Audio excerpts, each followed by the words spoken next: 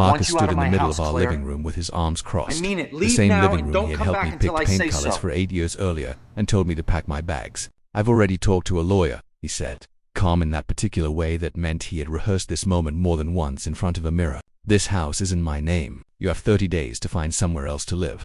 He said it like he was reading off a grocery list, like the years hadn't happened, like the woman standing in front of him hadn't spent nearly a decade building a life inside these walls with him. I stood there for a moment, letting the silence stretch long enough to make him uncomfortable.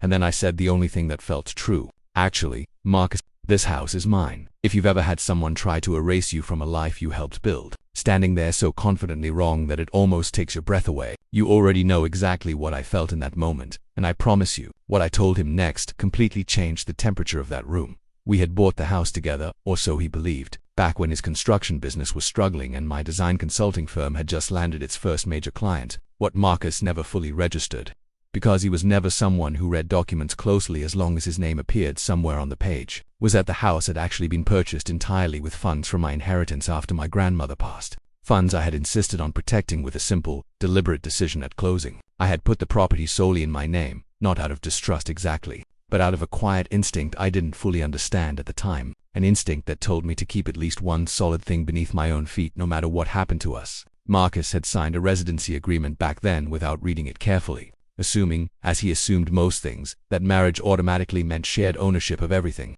everywhere, always. That's not possible, he said, his composure slipping slightly. We bought this place together. I've put money into it for years. Renovations, the kitchen, the deck. I nodded, because that part was true, and I told him gently that I had never denied his contributions, had in fact kept careful records of every improvement he'd made, intending all along to compensate him fairly for his investment whenever the time came, because fairness had always mattered more to me than winning. But the deed, Marcus, has only ever had my name on it. You can check with your lawyer. I'd encourage it, actually.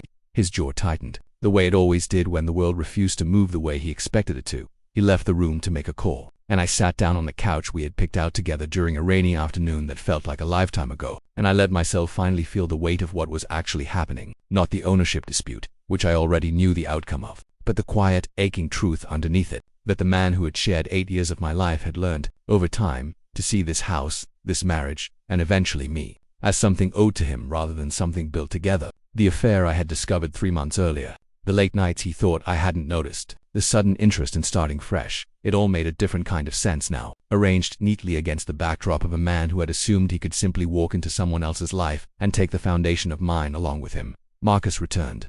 20 minutes later, quiet as some of the certainty drained out of his shoulders. The lawyer confirmed it, he said. The house is yours, only yours. He sat down across from me, not in triumph this time, but in something closer to defeat mixed with a strange kind of shame. I really thought he started, then stopped, unable to finish the sentence honestly. I finished it for him. You thought that because you were louder, you were automatically right. You've done that our whole marriage. Marcus assumed instead of asked.